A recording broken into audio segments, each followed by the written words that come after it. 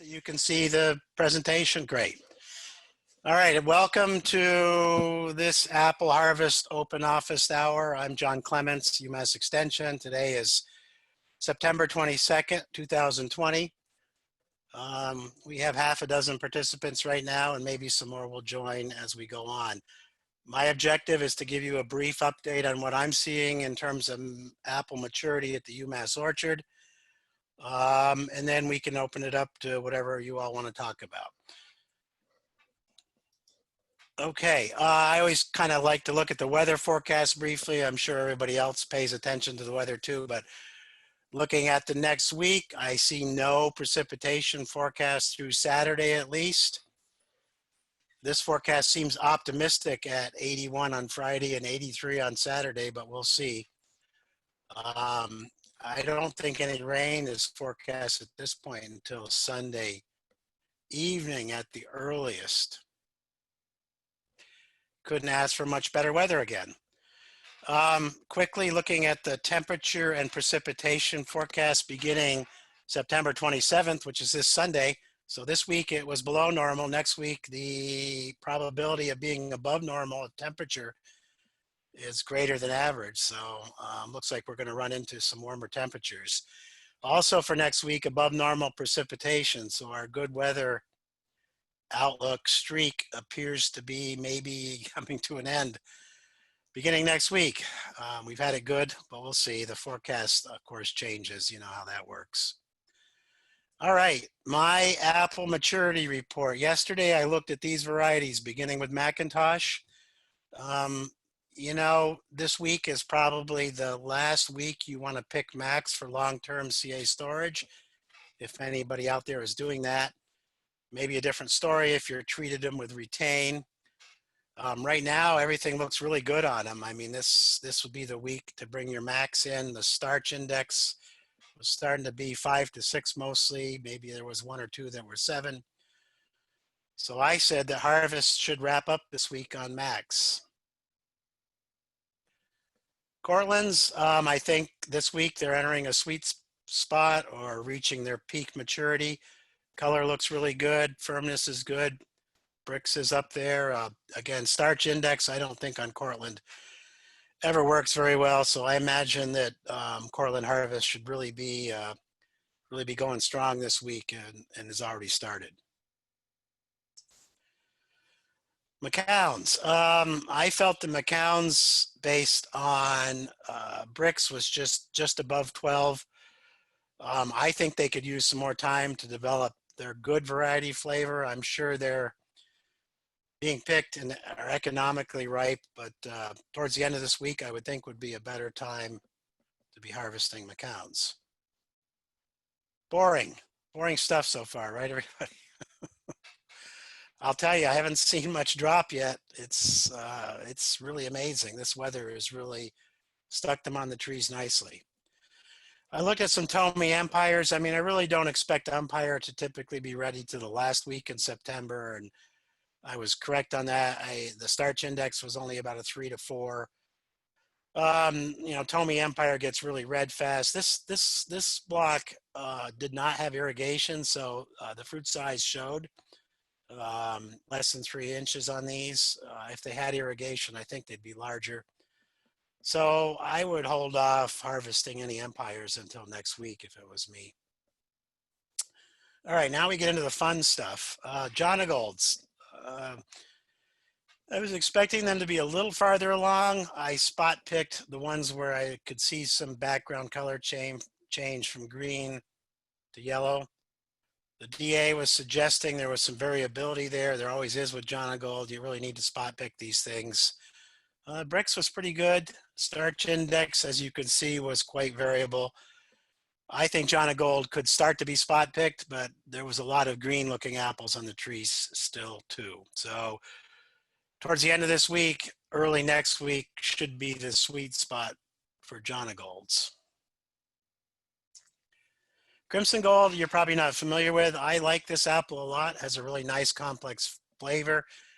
They're available from Adams County Nursery. I almost forgot about them because I only have a few trees out in the hinterland, but You know, the Brix was up close to 14, starch index was 3 to 5. The DA was down, averaging 0.33. You can see the starch pattern, a little variable maturity. If you haven't planted this one, I'd recommend it.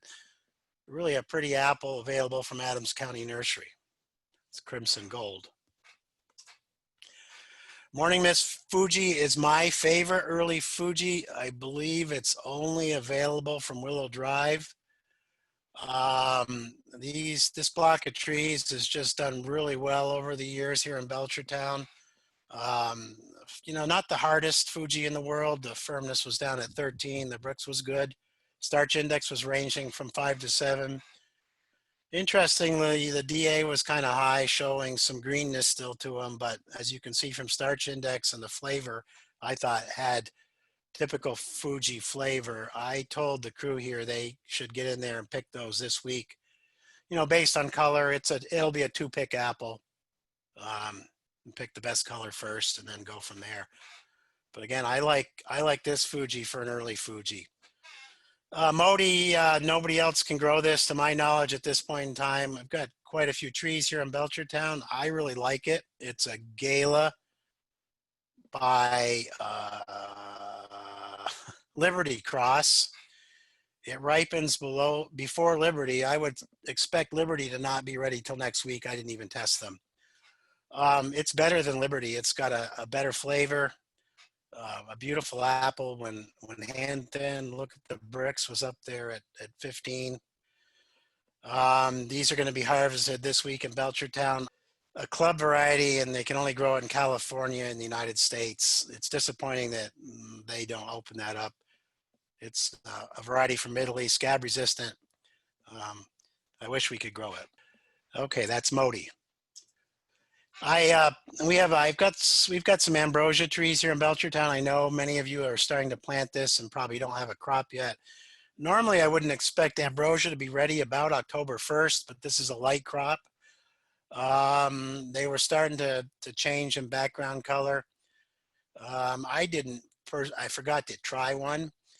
I suspect this on light crop trees are going to be early this year. So I mentioned the light crop, advanced maturity. I think they're about a week early of what I would normally expect them to be on a normally cropped tree.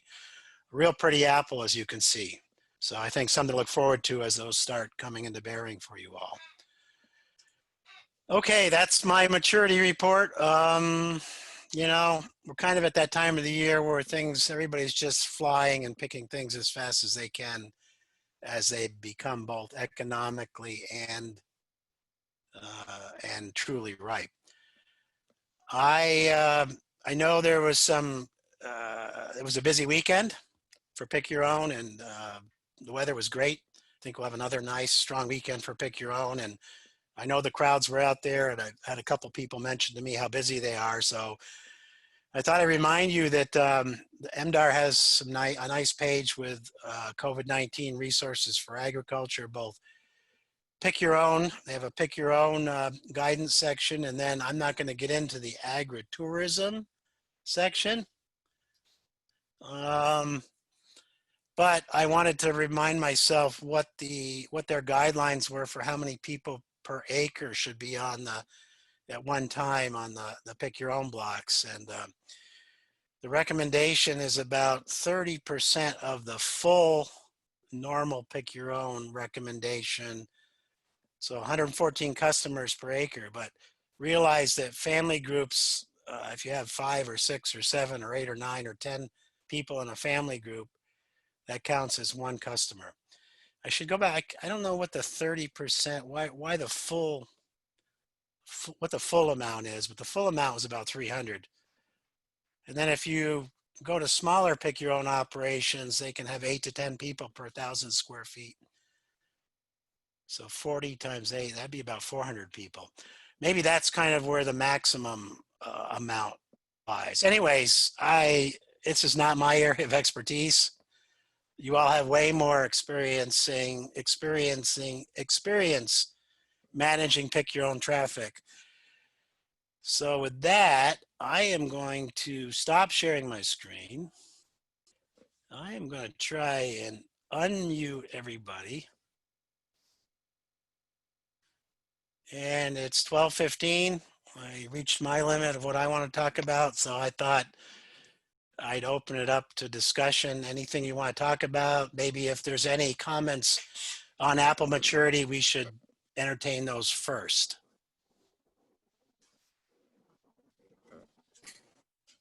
Mo, I'm going to ignore your comment because I have no idea what that's about.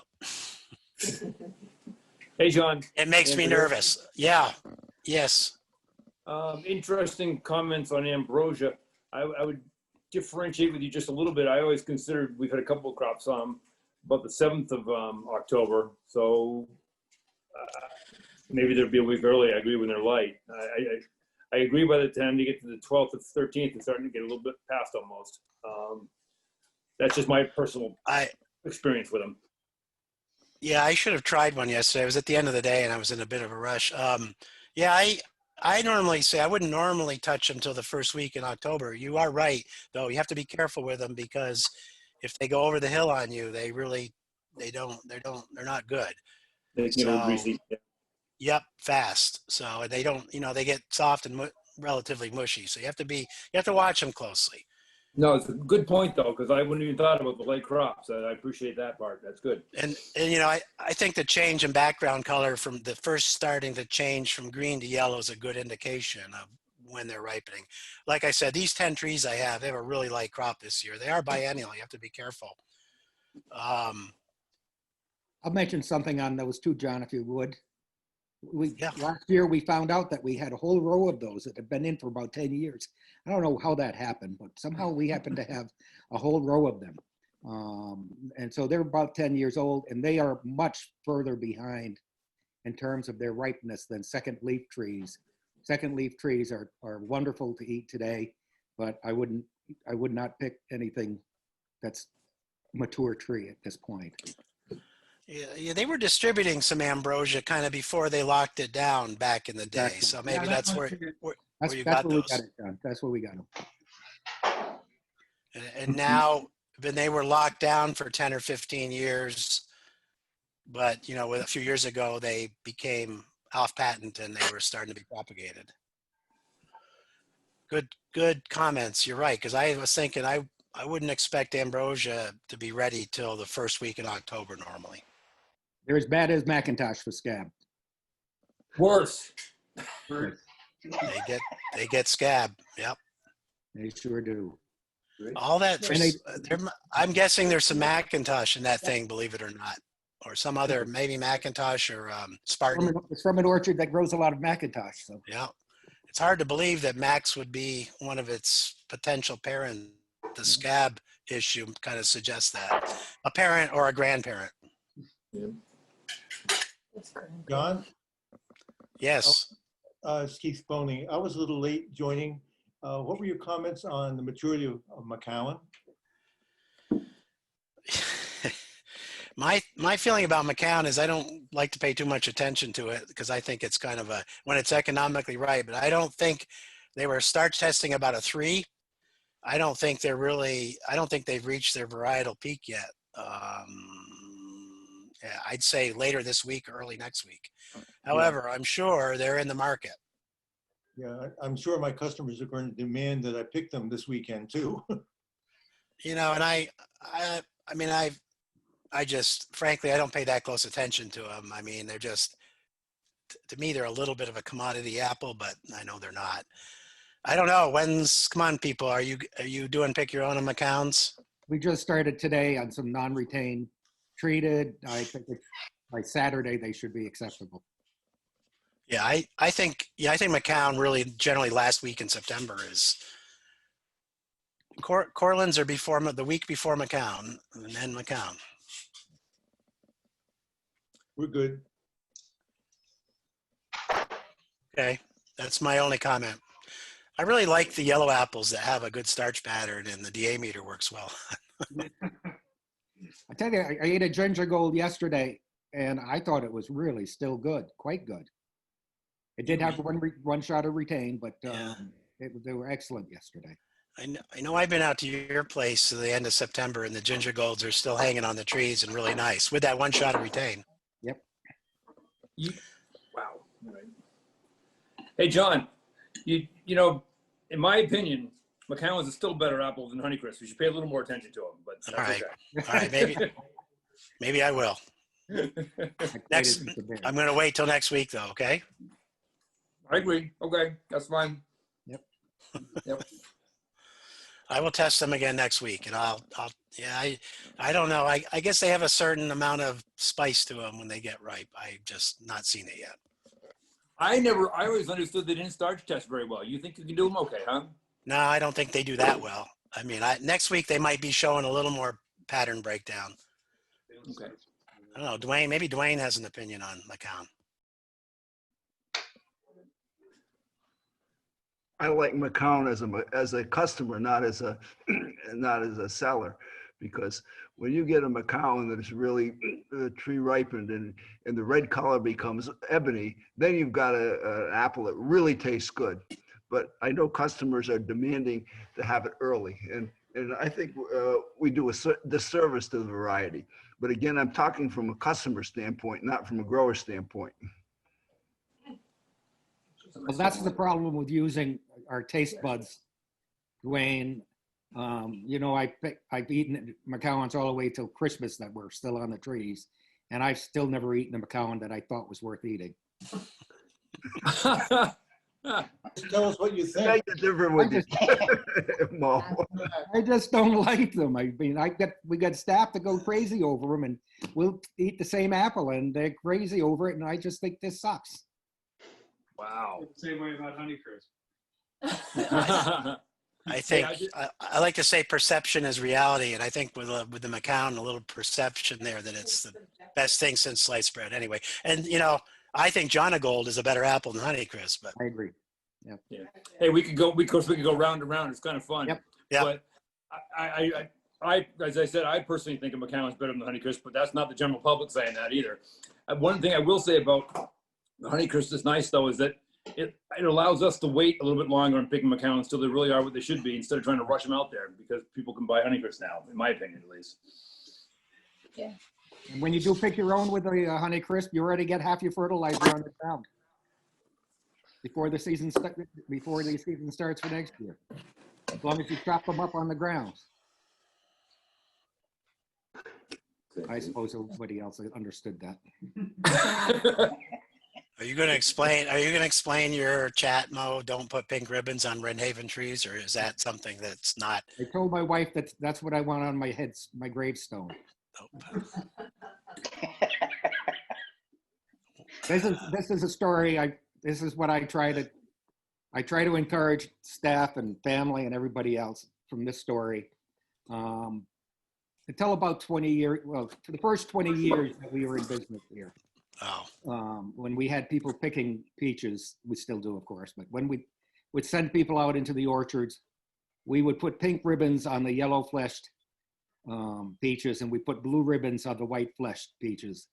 We did that for 20 years, and we always had to have somebody out there to remind people, okay, the pink ribbons are on the yellow flesh peaches, and the blue ribbons are on the white flesh peaches. And it took us 20 years to realize that if we put yellow ribbons on the yellow flesh peaches and white ribbons on the white flesh peaches, that it was a whole lot easier to remember. Sometimes we get ourselves into ruts in the way we do our thinking and the way we do our business. And that's the best example I have of how we really have to try to work to get out of our focus that we get into, and accept other ideas and try to think differently. I would suggest you're just a slow learner, Mo. I wouldn't disagree with you at all, Mike. I wouldn't disagree at all. maybe that's a good segue into what how this season has changed a lot of perceptions on how things work. Yes, that's what I was trying to do.